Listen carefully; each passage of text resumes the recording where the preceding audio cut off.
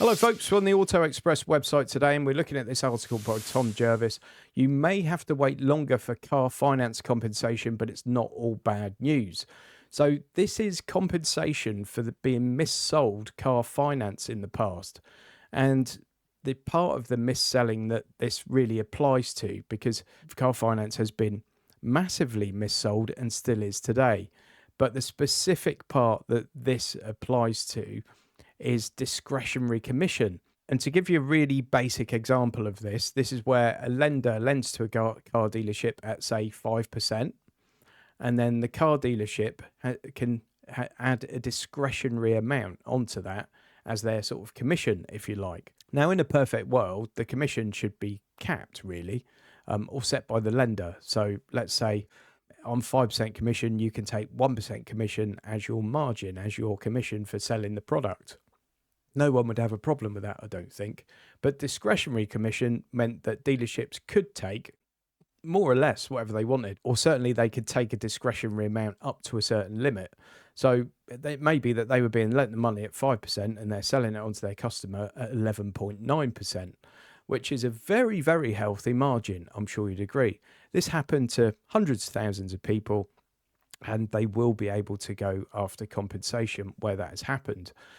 That's now not going to happen until May 2025 by the looks of it, because the FCA is delaying its decision on missold car finance until then. But it's not all bad news, because a new redress scheme is on the cards. So it could mean you have to wait a bit longer to get compensation for this, but it could mean your compensation is greater. I have to say though, the FCA were in charge at the time that this was going on. And this is yet another thing where the FCA lets things happen under its nose, like day after day.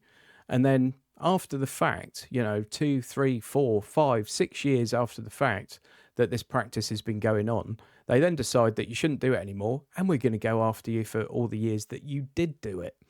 Now, a good regulator should have cut this off at the pass. Nobody should have been out of pocket because of this. As it is, thousands or hundreds of thousands of people possibly have been overcharged because of it.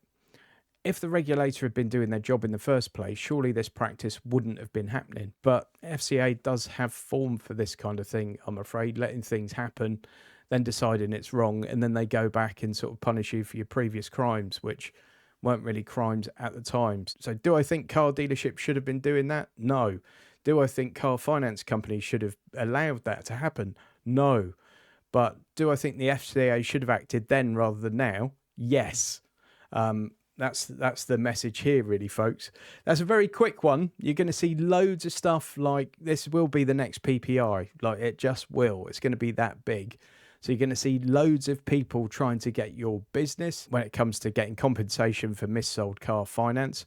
That we will be bombarded with this just like we were with PPI, and that's because there will be a lot of money in it. So if you've bought car finance in the last, I don't know how many years this will go back, but I would say certainly if you've bought car finance in the last 10 years and you've got any supporting evidence for that, just keep hold of it for the time being, because it might be worth quite a lot of money. So just a quick video to let you know that, and to let you know that if you have already spoken to one of these people, it might take a lot longer than you've thought to get something back. But the FCA are telling finance providers to make sure they've got adequate resources to pay out on this, because that's the way it appears to be headed. A lot of people will be getting paid out a lot of money. Thanks for watching, folks. See you on the next one.